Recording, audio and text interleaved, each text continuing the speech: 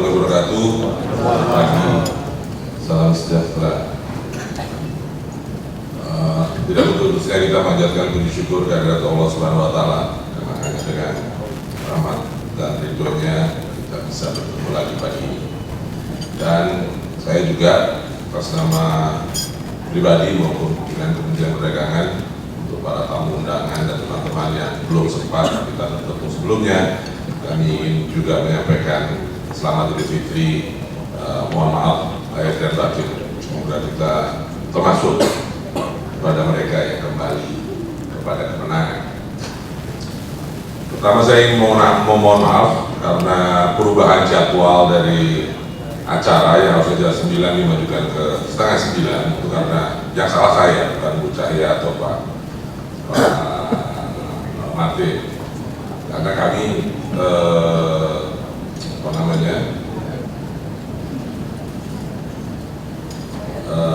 akan rapi di jam 9, sehingga harus dimajukan acara ini.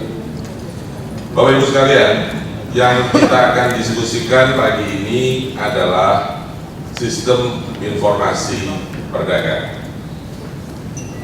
Sistem informasi perdagangan ini adalah sesuatu yang kita perlukan sekaligus diwajibkan. Jadi diperlukan dan diwajibkan. Tidak ada undang-undang perdagangan pun kita memerlukan sistem informasi perdagangan.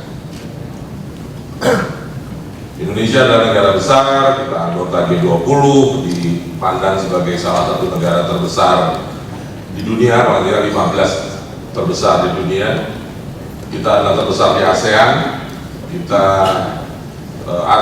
salah satu yang masih dipandang sebagai negara paling menarik untuk perdagangan dan investasi di antara negara berkembang. Indonesia adalah negara besar, sehingga adanya suatu sistem informasi perdagangan adalah sebuah keniscayaan, sebuah keharusan, tidak bisa tidak. Saya sungguh iri pada saat saya bertemu dengan pimpinan, misalnya sebagai contoh saja, pimpinan perdagangan dari negara lain. Saya sebut saja, kami bertemu dengan Menteri Perdagangan Inggris dalam diskusi misalnya, kemudian dia dengan mudah lihat ke iPad-nya untuk langsung mengetahui real time hari itu berapa raca perdagangan Inggris. Hari itu. Jadi itu adalah kondisi real time yang dia sebut. Ini pembukaan tadi pagi gitu. Itu angkanya sekian. Hari itu juga di klik yang sama dia bisa langsung memantau pergerakan harga pakai indeks ya, tidak menggunakan harga individu tapi pakai indeks. Langsung bisa dibuka 10 kota di Inggris untuk penutupan hari kemarin. Jadi toko tutup kemarin dia sudah tahu berapa indeks harga konsumennya. Bapak Ibu sekalian, itu adalah sebuah bentuk advancement, advance itu apa bahasa Indonesia nih Pak? Bukan canggih sebenarnya, kemajuan, bentuk ya kadang-kadang nggak kurang pas, tapi intinya adalah kita tuh harus makin maju, bukan hanya sekedar gede, tapi juga harus makin bagus dan makin pintar sebagai negara. Ya. Oleh sebab itu sekali lagi sistem informasi perdagangan ini diperlukan. Plus yang lebih nyamannya diwajibkan sekarang oleh Undang-Undang Perdagangan. Satu bagian khusus menyatakan harus adanya sistem informasi perdagangan dan semua pihak harus mendukung karena sesuai dengan ketentuan undang-undang. Kalau kita ingin, saya bukan ahli sistem informasi, tapi kalau saya memposisikan diri sebagai orang perdagangan, apa sih yang kita butuhkan di dalam sistem informasi itu? Apa yang kita harapkan ada di dalam sistem informasi itu? Ya. Menurut saya ada 4 kalau tidak yang harus ada di dalam sistem informasi. Saya tidak tahu nanti bagaimana nyusunnya, tapi Bayangan saya harus ada 4 ini. Yang pertama adalah sistem informasi itu harus mampu menyediakan informasi real time, informasi sesuai waktunya pada saat diperlukan. Dan menurut saya kita juga tidak mengada-ada kalau mengatakan itu, karena misalnya kita sudah mengembangkan National Single Window yang sebenarnya filosofinya adalah real time information. Kita juga sudah mengembangkan Inatrade yang filosofinya juga sebenarnya adalah real time information. Seluruh pelaku perdagangan mulai dari grosir sampai retail sekarang sudah real time information. Mereka bisa tahu.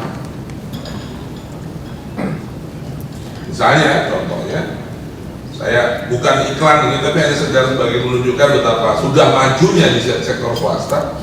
Kalau Anda beli Pepsodent di salah satu toko Alfamart di pojok mana gitu, di Kedoya misalnya, maka seketika itu juga pada waktu di barcode Pepsodent itu, informasinya langsung dikirim ke distribution center-nya Alfamart, dan itu langsung masuk ke dalam catatan bahwa Alfamart Kedoya nomor X itu harus segera mendapat tambahan replacement Pepsodent yang akan dilakukan 2 hari kemudian, otomatis. Bapak Ibu sekalian, kalau masyarakat yang kita fasilitasi dan yang kita kelola atau yang kita pimpin, yang kita bantu, kita fasilitasi itu sudah seperti itu, maka pemerintah harus memiliki tingkat advancement yang setara. Kalau enggak, kita menjadi sesuatu yang mungkin ada tapi tidak berguna. Jadi real time information itu harus bisa dibangun. Yang kedua, apa yang kita perlukan dalam sistem informasi ini adalah analisa. Data itu bagus, informasi itu bagus, real time lebih lagi, tapi bedanya dengan yang lain adalah data ini tidak bisa hanya sekedar harga naik Rp10, tidak bisa. Harus ada jawaban kalau ditanya kenapa naik. Jadi harus ada sebuah proses analisa di dalamnya. Informasi tanpa analisa berguna tapi tidak berguna optimal. Karena perdagangan juga terkait dengan behavior. Kita tidak hanya sekedar mencatat apa, tapi kita juga harus bisa menjawab kenapa, mengapa itu terjadi. Tentu analisa tidak bisa instan, tetapi harus ada mekanisme di mana informasi pagi misalnya kalau diperlukan siang sudah tahu penjelasannya apa, walaupun misalnya itu sesuatu extra effort. Kalaupun tidak secara rutin, misalnya setiap minggu kah atau setiap bulan kah sudah ada penjelasan mengenai angka-angka perdagangan ini. Analisa harus menjadi bagian dari sistem informasi perdagangan. Kalau tidak, maka berguna tapi tidak optimal. Nah, yang ketiga, ini repotnya, kita tidak pernah mengambil keputusan yang impaknya terhadap past tense, terhadap yang di belakang. Kita ambil keputusan sekarang, maka dampaknya itu kadang-kadang 3 bulan dari sekarang. Jadi kalau kita ingin mengambil keputusan sekarang dan dampaknya 3 bulan, kita harus tahu perkiraan 3 bulan yang akan datang bagaimana. Saya ambil konkretnya. Jadi kalau kita ingin mengendalikan harga pada saat lebaran, 3 bulan yang akan datang, hari ini kita harus sudah tahu kira-kira bagaimana. If we do nothing, kita tidak melakukan apa-apa, bagaimana kondisi 3 bulan yang akan datang, sehingga kita pada hari ini harus melakukan sesuatu. Jadi lebih dari sekedar analisa, yang ketiga adalah sistem informasi perdagangan harus membuat prediksi. Bapak Ibu sekalian, kita bukan Tuhan, kita bukan simsalabim ajaib bisa tahu masa depan, tidak. Tapi daya upaya dan pemikiran kita harus kita curahkan supaya kita bisa memperkirakan. Di dalam perdagangan Itu adalah sebuah praktek yang sangat biasa. Karena hampir semua kegiatan perdagangan besar menggunakan forward trading. Bahkan ada futures trading, ada forward contract, ada futures contract. Tidak bisa pabrik itu beli bahan baku sekarang untuk hari ini, nggak bisa. Dia harus beli pabrik itu harus beli bahan baku hari ini untuk kegiatan dia 3 bulan, 6 bulan yang akan datang. Jadi bagaimana kondisi 3 bulan, 6 bulan yang akan datang, dia sudah harus bisa melakukan prediksi. Ya kalau dalam prediksi pasti ada errornya, ya apa-apa, ya itulah yang bagian menjadi kunci daripada prediksi. Tapi sistem informasi perdagangan harus punya kapasitas untuk melakukan prediksi.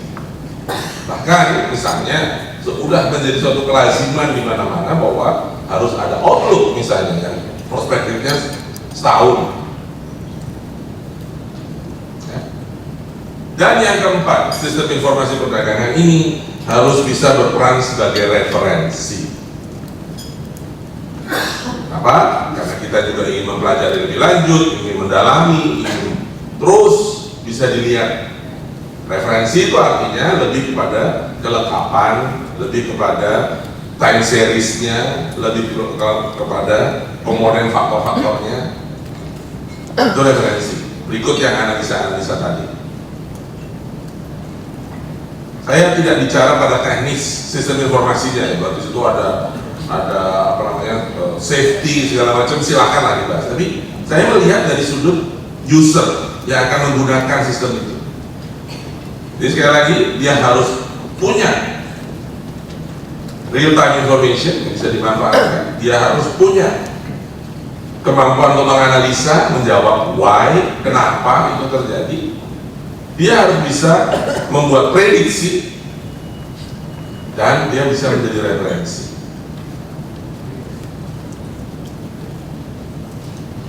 Belajar dari katakanlah beberapa tahun terakhir, kita perlu membuat prioritas terhadap informasi apa yang tadi ada 4 hal itu. Informasi apa yang terkait dengan 4 hal tadi yang saya sebutkan.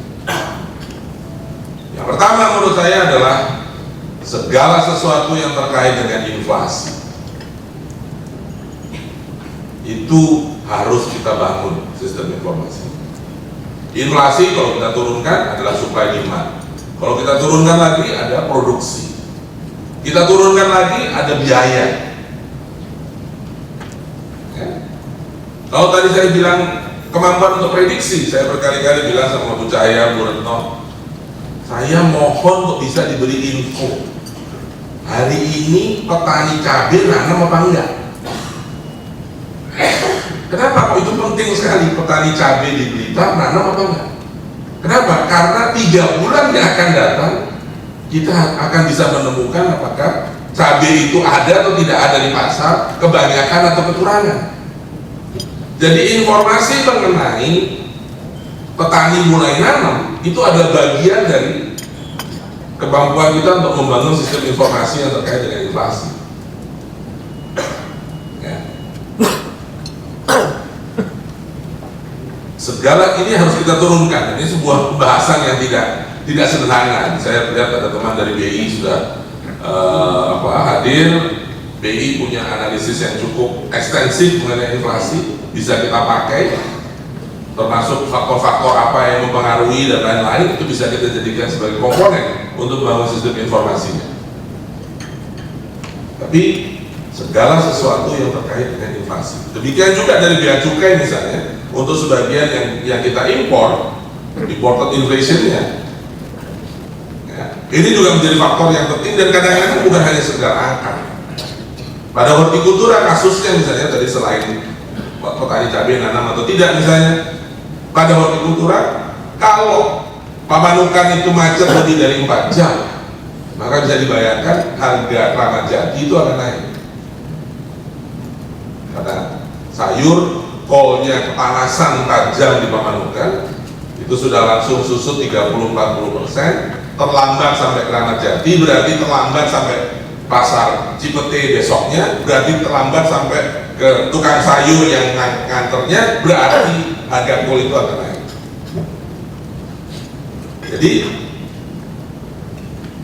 hal-hal yang sifatnya kualitatif pun itu perlu kita masukkan nanti sebagai variabel. Silakan ini BP2KP tentunya membangun model-modelnya untuk bisa mendapatkan informasi yang pas sesuai untuk kepentingan inflasi. Kelompok yang kedua adalah neraca perdagangan. Dan sampai dengan saat ini kita masih bicara neraca barang. Saya akan sangat senang sekali dan bercita-cita kalau bisa juga neraca jasa sudah mulai masuk di dalam. Tapi neraca ini menjadi komponen yang sangat penting untuk dimasukkan ekspor maupun impor dengan berbagai macam tentu derivasi. Oke. Kelompok yang ketiga saya ambil kalau boleh pakai bahasanya sisanya. Inflasi, neraca, dan sisanya. Atau kalau pakai bahasa yang rada-rada bagus, perkembangan perdagangan. Ini nanti bisa dielaborasi dan dari waktu ke waktu bisa keluar prioritas-prioritas dari kelompok ini. Tapi kalau kita sekarang bisa bangun dengan 3 kategori itu saja, itu sudah sesuatu yang amat sangat berguna. Bapak Ibu sekalian,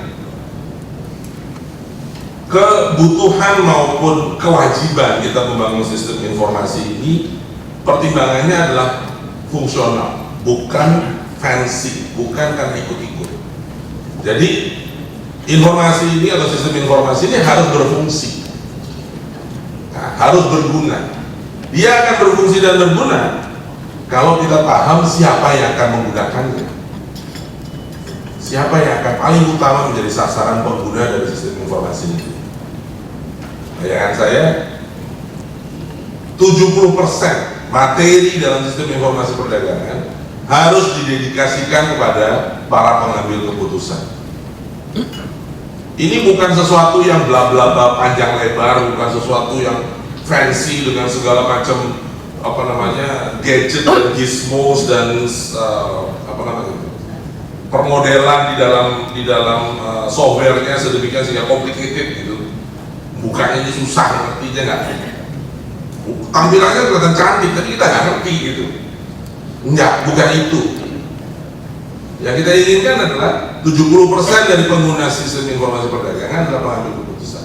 Menurut saya patut untuk dipelajari yang sudah dikembangkan di Kementerian Keuangan sejak zaman Bu Ani kalau saya tidak salah, yaitu dashboard ekonomi. Saya sebenarnya sangat mengharapkan ada dashboard perdagangan. Model dashboard itu cuma satu halaman dari webnya dan langsung kelihatan semuanya. Sederhana tapi berguna untuk pengambil keputusan. 70% dari pengguna sistem informasi perdagangan menurut saya adalah pengambil keputusan, mungkin lebih. 20% itu adalah analis, peneliti yang akan menggali lebih lanjut. Nah, di sini mulai ada masalah izin akses dan lain-lain. 10% itu masyarakat umum. Masyarakat umum jangan dihilangkan. Harus ada informasi-informasi yang sifatnya free, public. Tapi menurut saya cukup 10-15%. Tapi yang utama dari sistem informasi perdagangan ini adalah untuk mengambil keputusan. Saya mencatat misalnya beberapa kali Bapak Presiden itu mengharapkan sekali beliau di ruang kerjanya bisa melihat, dan kalau beberapa Bapak Presiden mungkin sudah pernah melihat ruang kerja Presiden, itu ada sekian puluh televisi di dalamnya. Dan itu ada datanya BPS ada, datanya keuangan ada, saya tahu datanya Inatrade ada, beliau bisa lihat. Nah, ini ingin lebih elaboratif untuk sistem informasi perdagangan dan akses langsung ke situ. Jadi Bapak Ibu sekalian, kira-kira itu yang ingin saya sampaikan, dan basis daripada pengembangan sistem informasi ini adalah dengan membangun dari yang sudah ada. Karena kalau kita mulai dari awal itu menjadi tingkat kegunaannya justru menjadi lebih kecil. Saya sebutkan tadi bahwa salah satu kuncinya adalah time series. Ini harus dirutut, kalau bisa 10-20 tahun ke belakang pun itu harusnya bisa terlihat kecenderungannya. Bangunlah dari yang sudah ada. BI sudah punya sangat ekstensif, Bea Cukai punya, BPS punya, mungkin sebagian sampai ke perbankan langsung, bukan hanya lewat BI tapi juga perbankannya dan lain-lain. Dari daerah juga ada. Jadi mari kita bangun dari yang ada. Dan yang paling utama, membangun sistem informasi perdagangan, 95% pekerjaannya adalah pada substansi, bukan fisik. Karena sekarang itu laptop kita sudah sedemikian lampunya sehingga sebenarnya bisa dibangun dari sana. Kita lihat Snowden misalnya membangun atau WikiLeaks dan segala macam yang lain itu cuma dibangun dari laptop, nggak dibikin dengan infrastruktur fisik yang gede-gede. Jadi yang pertama kali harus dibangun adalah justru substansi dan softwarenya. Baru kemudian kalau memang softwarenya membutuhkan fasilitas fisik yang lebih besar, baru itu yang kemudian ditangani. Saya kira itu yang bisa saya sampaikan. Jadi sekali lagi mudah-mudahan ini menjadi sesuatu yang legacy yang baik untuk saya. Tidak, jujur aja saya sih tidak terlalu berambisi berlebihan bahwa ini akan jadi sebelum 20 Oktober. Tapi paling tidak sudah mulailah prosesnya sehingga mungkin nanti tahun awal 2015 atau pertengahan 2015 baru ini bisa jadi. Karena ini membutuhkan proses yang tidak ringan membangunnya, dan paling utama adalah kebesaran hati teman-teman dari lembaga-lembaga lain untuk mau diakses datanya, ya, untuk kita bisa lihat bersama-sama, tentu dengan segala macam firewall dan lain-lain. Tetapi ya mohon maaf sekarang kita diperintah oleh undang-undang. Oleh sebab itu mari kita bekerja sama sedemikian sehingga ini benar-benar memang menjadi seperti yang kita inginkan dan kita butuhkan. Terima kasih. Assalamualaikum warahmatullahi wabarakatuh.